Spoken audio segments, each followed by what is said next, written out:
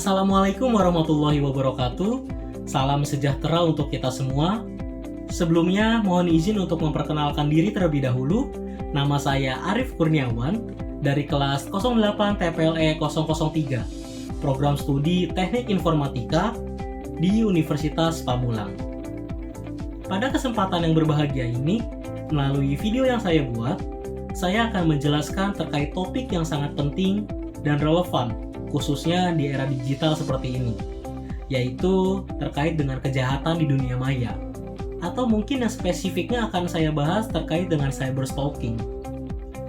Melalui video ini merupakan salah satu persyaratan untuk dapat memenuhi tugas pada mata kuliah etika profesi dengan dosen pengampu yaitu Ibu Intan Kumalasari, Eskom Mkom. Terdapat banyak sekali kejahatan di luar sana, baik yang tidak kita sadari maupun yang tidak secara langsung datang kepada kita di kehidupan kita sehari-hari. Salah satunya yaitu terkait dengan cyberstalking ini. Kejahatan ini sangat sering terjadi di lingkungan kita, tapi kita tidak menyadarinya. Jika dilihat secara harfiah, cyberstalking merupakan salah satu tindakan penguntitan di dunia maya untuk mendapatkan informasi pribadi seseorang atau bahkan digunakan untuk dapat melecehkan seseorang. Selain itu, cyberstalking juga merupakan salah satu tindakan kejahatan yang melibatkan pengawasan serta tindakan untuk dapat memata-matai, dan juga apa yang mereka dapatkan akan disebar menggunakan teknologi dengan berbagai media di luar sana. Tanpa kita sadari, ternyata kejahatan cyberstalking ini sering kita temui, tetapi itu luput dari perhatian kita. Fenomena ini juga dapat mengancam privasi para korbannya, dengan salah satu tindakannya yaitu mencari tahu secara detail dan secara terus-menerus yang kemudian berujung pada pencurian data serta melakukan publikasi dokumen pribadi yang tidak seharusnya disebarluaskan kepada dunia maya. Selanjutnya, pada kesempatan ini, saya akan memberikan salah satu contoh konkret dari tindakan atau kasus cyberstalking yang ada di Indonesia. Kasus ini terjadi pada tahun 2022 pada bulan Januari, yang dimana salah satu korbannya yaitu Wakil Ketua Komisi 3 DPR Republik Indonesia, yaitu Ahmad Syahroni. Dan pelaku kejahatan dari kejadian tersebut yaitu Adam Denny dan Nimade Dwita Anggari. Kasus ini bermula di mana pada saat bulan Januari, Ahmad Syahroni melakukan transaksi kepada Nimade Dwi Anggari, di mana transaksi tersebut yaitu jual beli sepeda pada umumnya yang telah terjadi beberapa kali mulai dari tahun 2020 hingga pada tahun 2022. Transaksi ini sering berlangsung sehingga pada suatu ketika di mana terdakwa Nimade Dwi Anggari merasa kecewa kepada korbannya yaitu Ahmad Syahroni, karena menurut keterangan Dwi Anggita tersebut masih terdapat tunggakan pembayaran sepeda yang belum diselesaikan. Hingga pada akhirnya terdakwa Nimade Dwita Anggari ini meminta tolong kepada rekannya yang bernama Adam Denny, yang kebetulan pada saat itu merupakan salah satu penggiat sosial media dan juga merupakan admin Instagram dari akun The New Bikin Gregetan.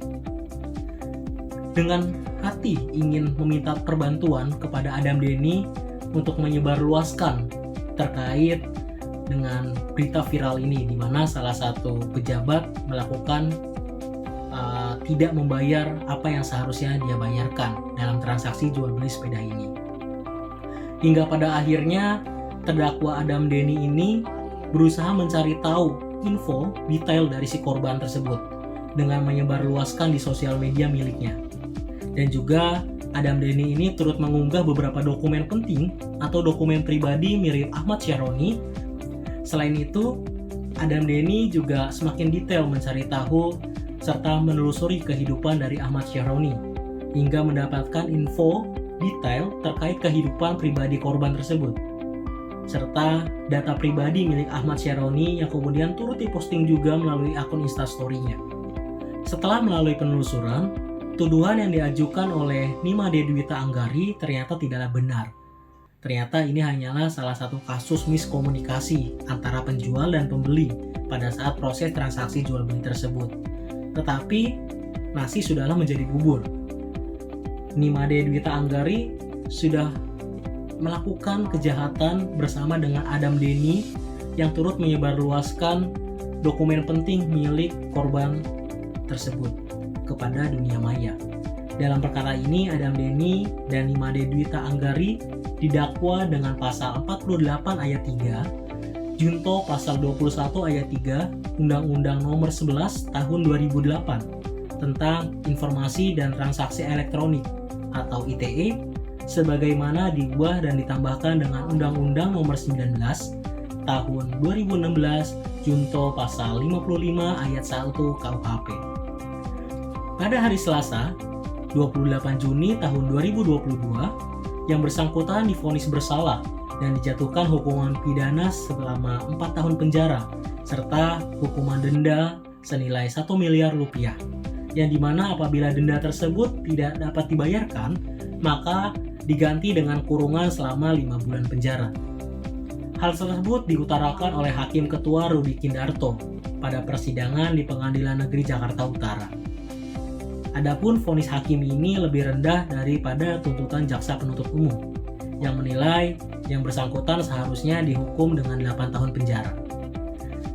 Baik teman-teman, setelah kita melihat gambaran umum terkait kasus yang terjadi ini, serta disertai juga dengan contoh yang pernah terjadi di Indonesia, perlu rasanya kita untuk dapat melakukan pencegahan preventif agar hal serupa tidak terjadi di dalam diri kita, baik itu sebagai korban maupun sebagai pelaku kejahatan tersebut.